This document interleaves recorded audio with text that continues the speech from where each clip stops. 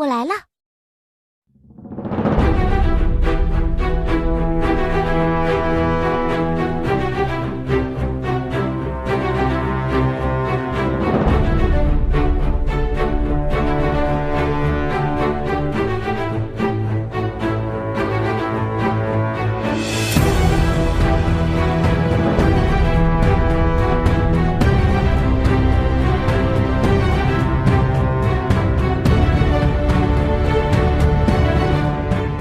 Duel penentu kepemilikan kamar dimenangkan oleh Dai Mubai. Alasan sederhananya adalah tentu karena perbedaan level, di mana Tangsan saat ini berada di level 29 dengan titel Spirit Grandmaster, sementara Mubai berada di level 37 dengan titel satu tingkat di atasnya, yaitu Spirit Elder.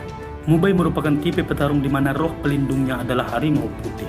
Usai bertarung, Mubai justru pergi dari hotel dan memberikan kamar terakhir itu kepada Tangsan. Singkat cerita, esok hari pun tiba. Setibanya di gerbang Akademi Shrek, mereka melihat banyak calon pendaftar yang tidak diterima karena tidak memenuhi syarat. Di mana syarat untuk masuk ke akademi ini terbilang cukup unik, yaitu hanya menerima mereka yang sudah berada di level 21 atau yang mereka sebut dengan hanya menerima monster. Di sana mereka juga bertemu dengan Mubai yang ternyata adalah senior di Akademi Shrek. Seorang wanita bernama Ni Rongrong adalah orang yang pertama lulus di tahapan pertama. Saat itu, dia berada di level 26 dan berasal dari klan ternama, yaitu klan Cahaya Kibau. Klan yang memiliki jenis roh pelindung tipe support terkuat di seluruh dunia Dongwu, yang pemimpinnya adalah ayah Ni Rongrong. Selanjutnya Tangsan dan Xiao yang tentu saja diterima karena keduanya sudah berada di level 29. Mubai diperintahkan untuk mengantarkan mereka ke tahapan selanjutnya. Di perjalanan, Mubai menceritakan bahwa dia sedang mencari pasangan yang cocok untuk roh pelindung miliknya. Karena jika dua roh pelindung sejenis bergabung, akan menghasilkan kekuatan yang 2 kali lipat lebih kuat. Tentu bukan hal mudah untuk menemukannya. Sesampainya di halaman akademi, Tangsan bertemu seorang penjual sosis yang bernama Oscar, yang merupakan siswa akademi yang seangkatan dengan Mubai. Oscar memiliki roh pelindung tipe support jenis makanan yang memungkinkan dia menciptakan sosis yang bisa memulihkan stamina. Tak berselang lama, Mubai kembali membawa satu lagi pendaftar yang lolos di tes tahapan pertama. Wanita dingin ini bernama Zuzu King, level 27 Grandmaster dengan roh pelindung berupa musang neraka. Karena kekuatan mereka yang dianggap sudah pasti bisa melewati tahap kedua dan ketiga, maka diajaklah mereka untuk langsung ke tes terakhir. Dalam perjalanan, Mubai mengatakan bahwa selama 20 tahun berdiri, Akademi Shrek hanya memiliki 40 murid, di mana hanya 16 orang saja yang lulus. Tapi sebagian besar dari 16 orang itu telah menjadi orang penting yang tersebar di seluruh dunia Dongwu. Sementara sisanya gagal, bahkan ada yang tewas saat perburuan siluman roh. Kepala akademi berprinsip bahwa lebih baik akademinya tutup daripada harus menerima sampah. Tidak hanya itu, untuk bisa lulus dari Akademi Shrek, kepala akademi mengharuskan muridnya untuk mencapai level 40 sebelum berumur 20 tahun. Syarat masuk dan syarat lulus yang anti-mainstream inilah yang menyebabkan Akademi Shrek sangat miskin karena kekurangan murid yang merupakan sumber dana utama bagi sebuah akademi.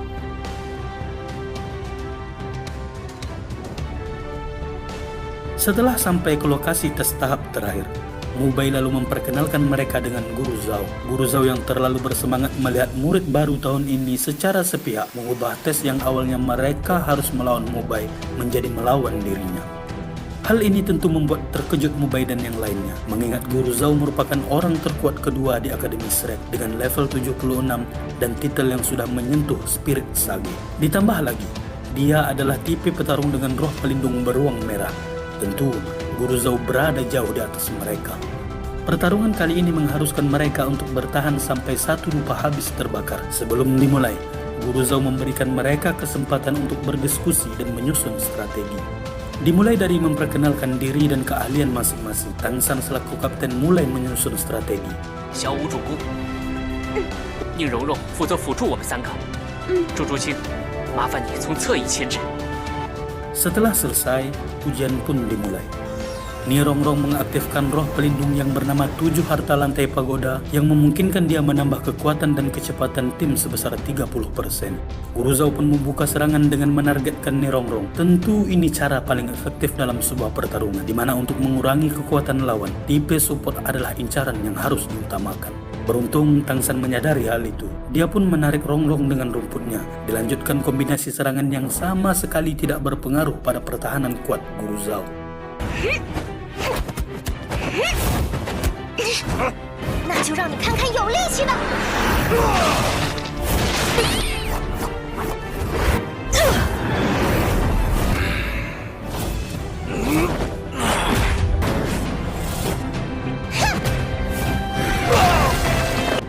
Meski sempat menjatuhkan Guru Zhao, faktanya Guru Zhao sama sekali belum menggunakan kekuatan roh dan hanya mengandalkan kekuatan fisik untuk menahan gempuran mereka. Sampai akhirnya Guru Zhao mengaktifkan roh pelindungnya, keadaan menjadi berbalik. Melihat Xiao terluka, Tang San memutuskan untuk melawannya seorang diri. Kombinasi bela diri sekte Tangmen serta senjata rahasia miliknya memaksa Guru Zhao mengaktifkan skill keempatnya yang memungkinkan dia menekan gravitasi di area yang dia kehendaki. Namun Tang San secara mengejutkan mampu keluar dari tekanan itu, yang membuat Guru Zhao mengaktifkan skill cincin kelimanya, di mana dia dapat menciptakan pusaran black hole yang memaksa Tang San menggunakan palu Houtian yang sama sekali tidak bisa ditahan oleh Guru Zhao.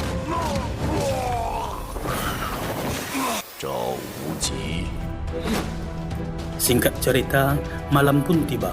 Guru Zhao yang sedang duduk di ruangannya tiba-tiba mendengar suara aneh dari arah hutan yang memanggil namanya. Dengan percaya diri, Guru Zhao masuk ke dalam hutan untuk mencarinya. Tanpa dia sadari, orang yang memanggilnya itu telah melemahkan keberadaannya yang membuat Guru Zhao tak bisa merasakan bahwa orang itu adalah Tang Hao. Saat Tang Hao mengeluarkan cincin rohnya, seketika tubuh Guru Zhao bergetar ketakutan karena menyadari perbedaan kekuatan yang terlampau jauh.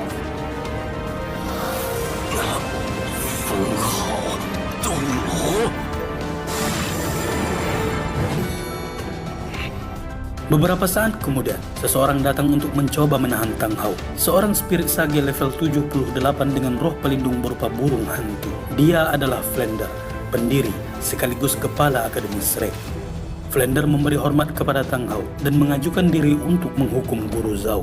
Namun Tang Hao memperingatkan Flander untuk tidak ikut campur, yang membuat Flander tak mampu berbuat apa-apa. Tang Hao yang marah kemudian menyiksa Guru Zhao secara tidak pukul-pukul. Meski hanya dengan tangan kosong dan tanpa kekuatan roh, Tang Hao dengan mudah membuat Guru Zhao babak belur. Tang Hao hanya sekedar memberikan pelajaran untuk Guru Zhao, bagaimana rasanya ditindas oleh seseorang yang jauh di atasnya.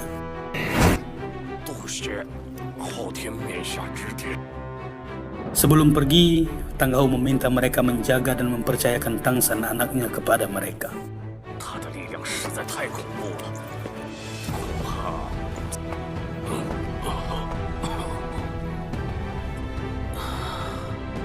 Tang San yang semalaman dijaga oleh Oscar kini sudah pulih.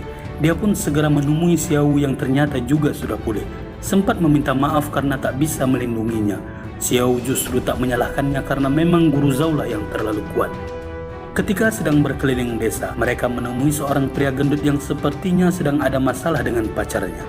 Dinilai terlalu kasar, Xiao menjauhkannya dari wanita itu. Diikuti Tang San yang membuat pertarungan tak bisa lagi dihindarkan. Dia adalah Ma Hongjun, murid akademi yang seangkatan dengan Mubai dan berada di level yang sama dengan Tang San. Roh pelindungnya adalah burung phoenix, yang merupakan salah satu jenis roh hewan teratas yang kemampuannya tidak hanya terbang, melainkan memiliki atribut api yang jauh lebih panas daripada api pada umumnya.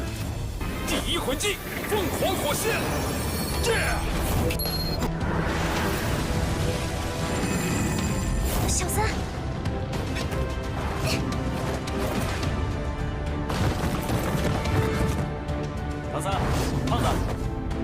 Saat Xiao berhasil mendaratkan tendangan dan menjatuhkan Ma Hongjun, Mubai datang untuk menghentikan mereka. Setelah mereka kembali ke akademi, barulah Tang San tahu bahwa Ma Hongjun adalah murid di sana. Mubai mengatakan, roh pelindung Ma Hongjun adalah ayam yang bermutasi menjadi burung phoenix. Namun, efek samping yang diberikan dari evolusi ini adalah Ma Hongjun menjadi mudah marah dan terkadang susah untuk dikendalikan. Setelah perbincangan itu, mereka pun pergi ke halaman akademi dan di sana telah menunggu Zuking dan juga Rongrong. Terlihat juga Oscar yang telah mencukur jenggotnya agar terlihat menarik di depan rongrong. Beberapa saat kemudian, Flander datang untuk mengucapkan selamat kepada murid baru. Setelah kata sambutan yang panjang, mereka pun akhirnya dibubarkan kecuali Tangsan karena Flander ingin bicara empat mata dengannya mengenai Guru Agung. Ternyata Flander tahu bahwa Tangsan adalah murid Guru Agung setelah melihat sabuk yang dikenakan oleh Tangsan. Setelah itu, Tangsan pun memberikan Flander surat dari Guru Agung yang membuat Flander tertawa membacanya. 好你个老混蛋，就一定不要让他失望。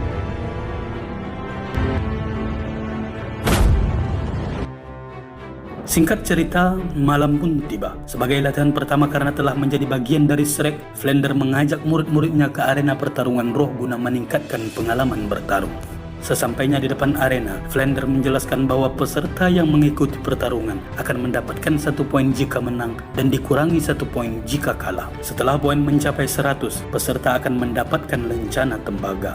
Mubai menambahkan bahwa terdapat 8 tingkatan lencana, mulai dari besi, tembaga, perak, emas, emas ungu, permata, rubi, dan yang tertinggi adalah berlian.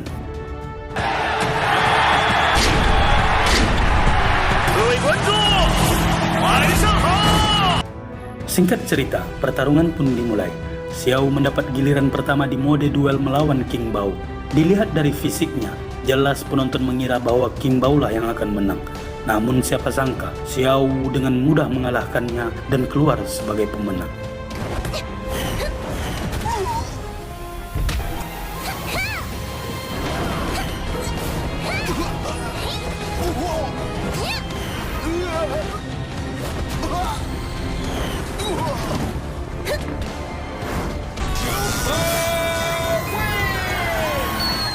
Pertarungan selanjutnya adalah Tangsan melawan Zuzu King. Tak mengherankan memang, mengingat sistem proses pemilihan peserta yang akan bertarung dilakukan secara acak.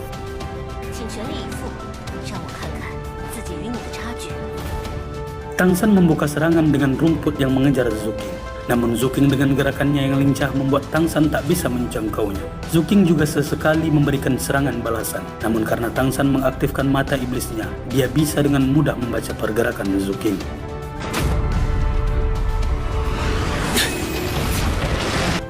Sampai akhirnya, Tangsan mengurung arena guna mempersempit ruang gerak Zuzu King, sekaligus memperluas jangkauan serangannya.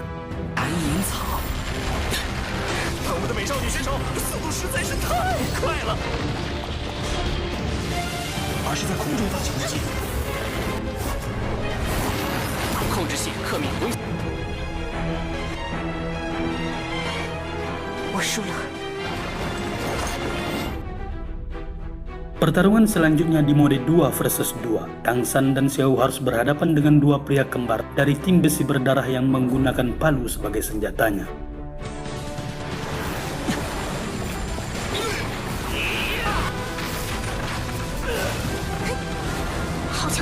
Menurut Tangsan, kekuatan palu itu tak lebih kuat dari palu miliknya. Namun masalah kecepatan, palu mereka sedikit lebih unggul.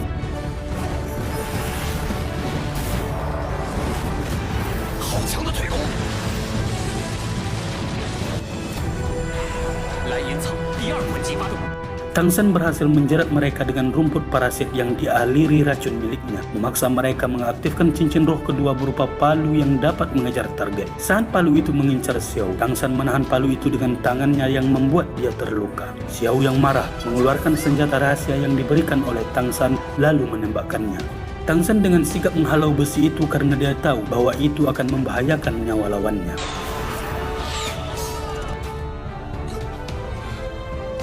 Efek racun yang mulai terasa memaksa si kembar untuk menyerah, yang membuat Xiao dan Tangsan keluar sebagai pemenang.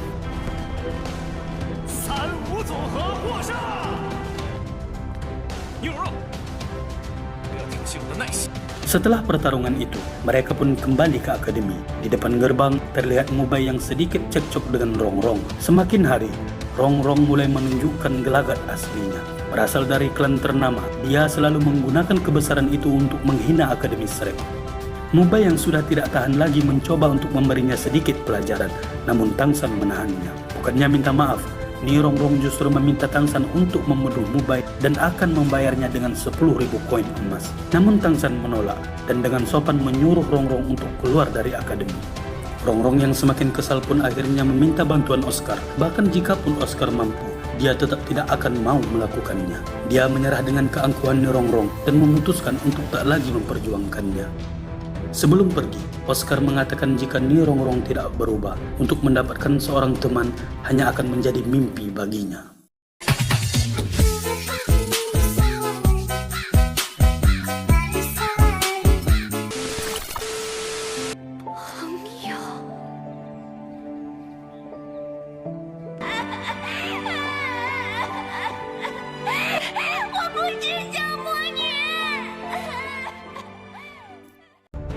Singkat cerita, esok pagi pun tiba. Semua murid dikumpulkan untuk kembali mendengar ocehan Flander. Terlihat Oscar dengan wajah sumringah berlari ke arah mereka. Ternyata, hari itu dia baru saja mencapai level 30. Flander dan murid-murid lain pun memberikan selamat kepadanya. Dan besok pagi, mereka harus membantu Oscar untuk mencari cincin roh ketiganya. Setelah itu, Flander meminta Oscar untuk mengeluarkan sosis miliknya dan mewajibkan murid untuk memakannya walau hanya satu. Hal ini dilakukan Flander agar mereka bisa terbiasa, karena biar bagaimanapun sosis milik Oscar sangat dibutuhkan ketika dalam pertempuran. Tak disangka, Rongrong adalah orang pertama yang bersedia mencicipinya. Sepertinya, kata-kata Oscar tadi malam membuat dia sedikit sadar.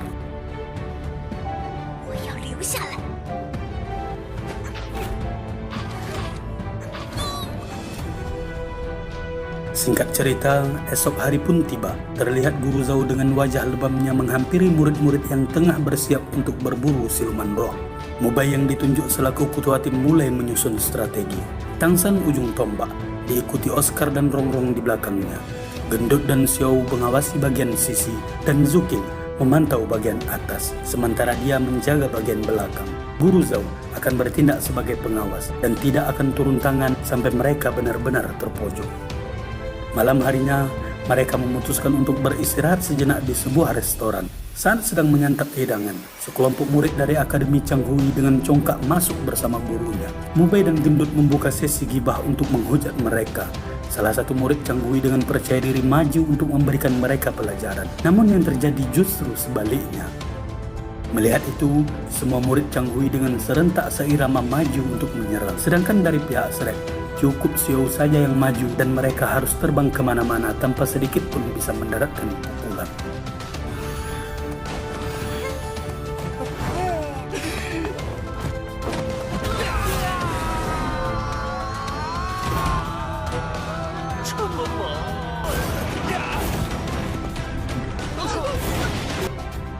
Melihat akademinya dipermalukan, Ziki pun harus turun tangan.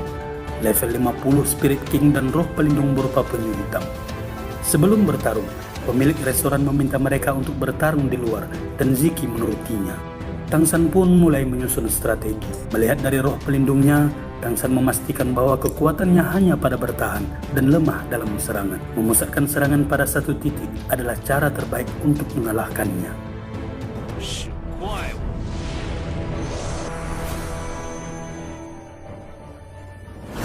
Namun sayang, perkiraan Tang San ternyata jauh dari kata tepat. Tidak hanya unggul dalam bertahan, Ziki juga bisa membekukan udara dan menggunakan es sebagai serangannya. Beruntung, mereka memiliki Ma Hongjun yang menggunakan elemen api.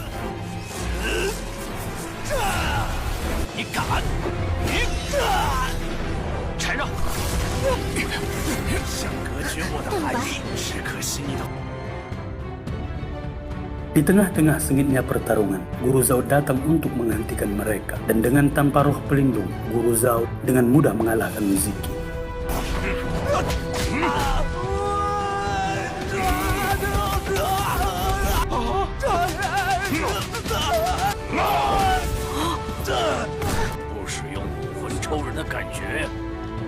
Singkat cerita, esok hari pun tiba. Guru Zhao dan rekan telah berada di hutan Daoxing untuk berburu siluman roh. Guru Zhao mengingatkan mereka untuk tidak menurunkan kewaspadaan dan harus berada di dekatnya tak lebih dari 1 meter, terutama untuk Rongrong dan juga Oscar. Beberapa saat kemudian, mereka merasakan kehadiran siluman yang sangat kuat. Zuking yang memantau dari atas menyampaikan informasi mengenai detail siluman roh yang mendekat dengan sangat cepat. Dari informasi itu, Guru Zhao langsung tahu bahwa itu adalah ular Indosiar. Oscar, 你有福了。 Tang San kemudian menjelaskan lebih detail tentang ular tersebut, dari mulai umur, kemampuan, serta kelemahannya. Karena pengetahuan itu, Guru Zhao menyerahkan kendali serangan kepada Tang San.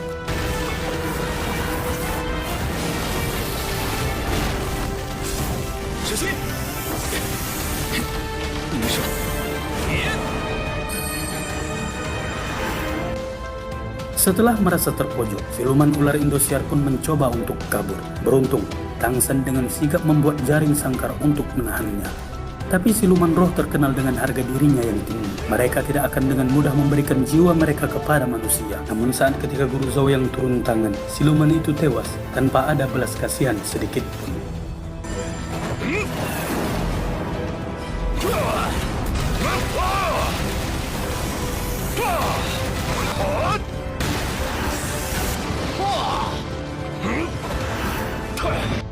Saat Oscar sedang bersiap melakukan penyerapan, tiba-tiba muncul seorang nenek bersama cucunya dan dengan seenak jidat melarang Oscar melakukannya karena cincin ular itu akan menjadi milik cucunya. Mereka beralasan bahwa mereka menemukannya terlebih dahulu, dibuktikan dengan bekas luka yang ada pada tubuh ular tersebut.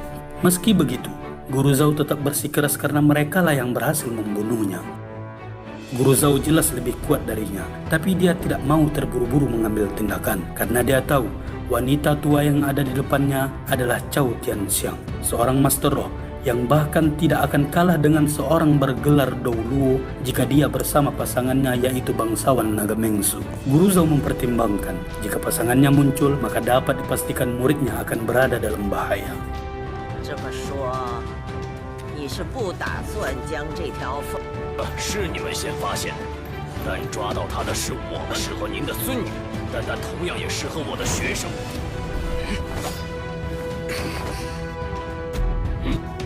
Karena tak ditemukannya titik terang, nenek peot ini menawarkan agar Oscar dan cucunya berduel untuk menentukan kepemilikan. Tawaran itu tentu saja ditolak oleh Guru Zhao karena Oscar bukanlah petarung. Tang San pun maju menggantikan Oscar. Mereka menyetujuinya setelah tahu Tang San hanya level 29, sementara cucunya level 30. Mendengar roh pelindung Tang San membuat Yiran tertawa geli dan mengatakan bahwa itu hanyalah roh sampah. Bagaimana mungkin rumput Tang San bisa mengalahkan roh tongkat ular miliknya? Yiran membuka serangan, dibalas oleh Tang San dengan rumput pengikat ditambah sesendok teh racun ular mendrik. Yiran dengan mudah lepas karena memang dia seekor ular betina. Bisanya pun tidak berarti apa-apa karena memang mulutnya sendiri jauh lebih berbisa.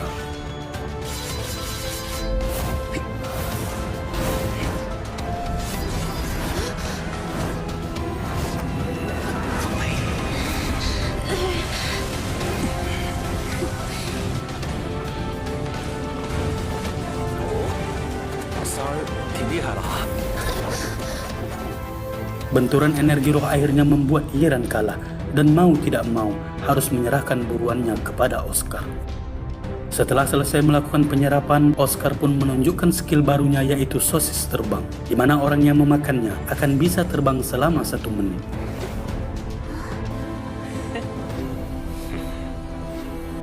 Karena sudah dirasa cukup, Guru Zhao pun mengajak mereka untuk pulang. Tang San yang baru saja selesai berkultivasi guna memulihkan stamina menyela dan meminta untuk menunda sejenak karena dia harus mencari cincin roh ketiganya. Guru Zhao dan yang lain terlihat senang karena Tang San baru saja mencapai level 30. Guru Zhao pun mengajak mereka untuk mencari tempat istirahat guna memulihkan energi.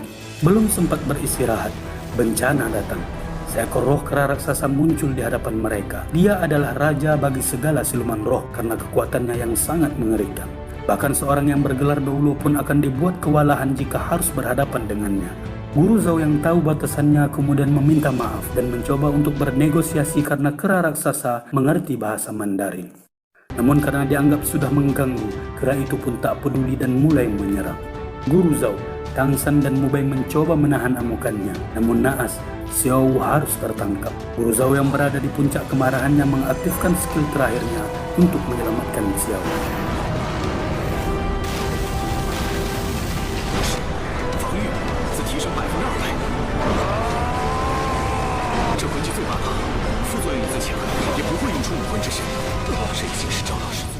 Tang San pun sama, bahkan dia harus terlempar jauh ke belakang akibat dorongan Jigong si kera.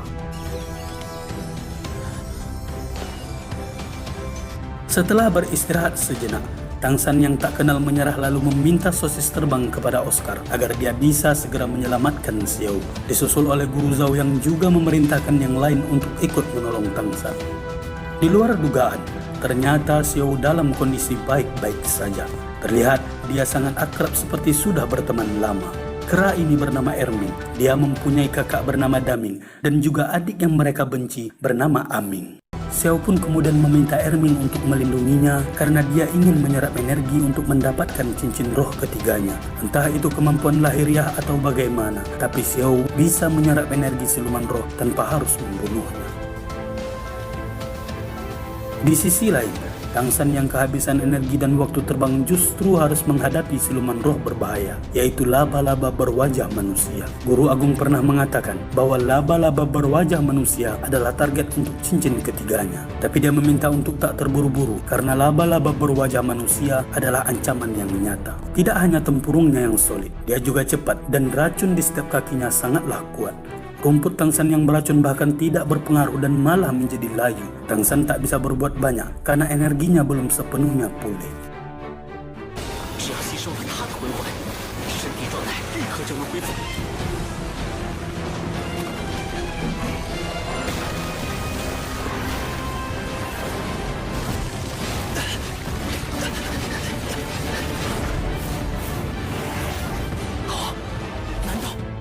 Dalam usaha Tang San melakukan pertahanan, dia akhirnya menemukan titik lemah dari laba-laba tersebut. Terbukti, dia sangat protektif ketika Tang San mencoba menargetkan area itu. Karena tak punya pilihan lain, Tang San mengeluarkan palu Huotian yang seketika menghancurkan pertahanan sang laba-laba.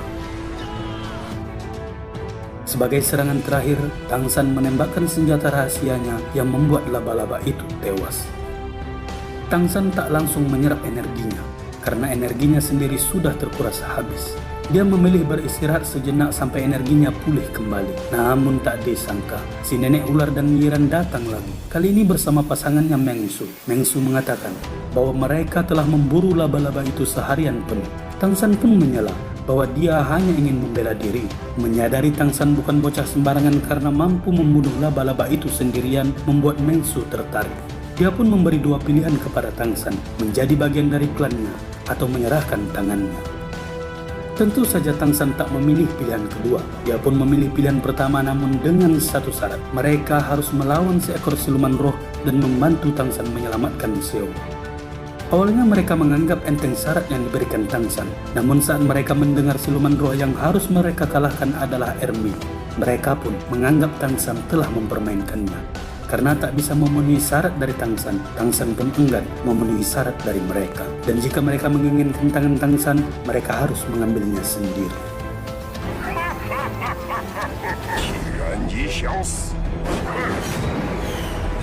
Meng Sui dengan mudah mengikat Tang San. Beberapa saat kemudian, Guru Zhao dan yang lainnya tiba untuk menghentikan Meng Sui. Meng Sui memuji Guru Zhao dalam melatih muridnya sehingga memiliki kemampuan yang hebat. Guru Zhao pun menyela dan mengajak Meng Sui untuk berdiskusi empat mata. Entah apa yang dikatakan Guru Zhao, namun terlihat cukup untuk membuat Meng Sui terkejoet. Saat kembali, secara mengejutkan Meng Sui merelakan laba-laba berwajah manusia itu kepada Tang San. Alasannya tak lain karena Meng Sui menghormati guru Tang San yang tak lain adalah Guru Agung. Ya, meski nama Guru Agung selalu menjadi bahan ejekan di Akademi Nuding, tapi bagi para master roh tingkat tinggi, beliau adalah sosok yang sangat disegani. Saat mereka hendak pergi, Yiran si bocah milenial yang tidak tahu siapa Guru Agung masih belum terima Tang San memiliki buruannya. Dia pun mengajak Tang San sparring untuk kedua kalinya. Bukan bertarung, melainkan mengadu skill melempar pisau. Bagi siapa yang bisa membidik daun dengan sempurna dan mendaratkannya pada satu pohon, maka daun terbanyak yang akan menjadi pemenangnya. Tang San menyetujuinya, sementara Mubai dan yang lainnya hanya tertawa mendengar tantangan dari Yiran. Karena mereka tahu, keahlian Tang San dalam bidang itu jelas di atas rata-rata. Sebelum dimulai, Oscar dengan tingkah konyolnya merasa bahwa pertaruhannya kurang adil. Dia menambahkan, jika Tang San menang, Yiran harus mencium Tang San. Dengan sedikit malu-malu, Yiran pun menyetujuinya. Terlebih lagi Meng Sui yang terlihat sangat bersemangat mendengar tantangan dari Oscar.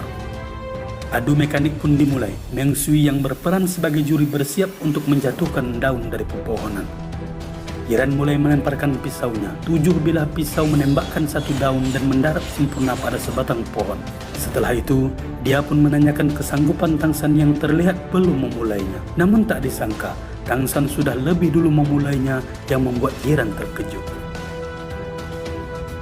Terlebih Meng Sui, dia benar-benar dibuat kagum dengan keahlian Tang San dan mengatakan apa yang dilakukan Tang San jelas berada jauh di atasnya.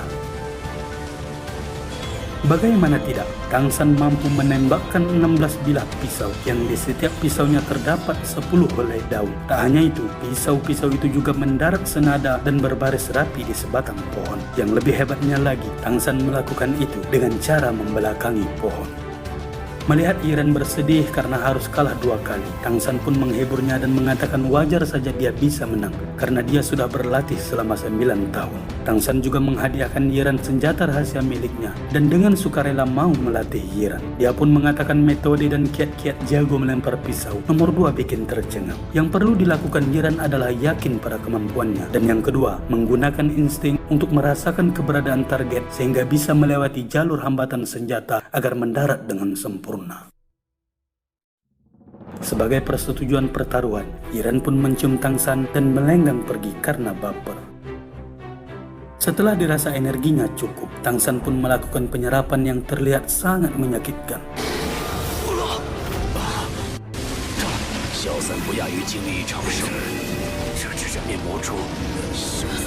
Di akhir cerita, scene beralih yang memperlihatkan Tang Hao sedang berdiri di ujung sebuah tebing.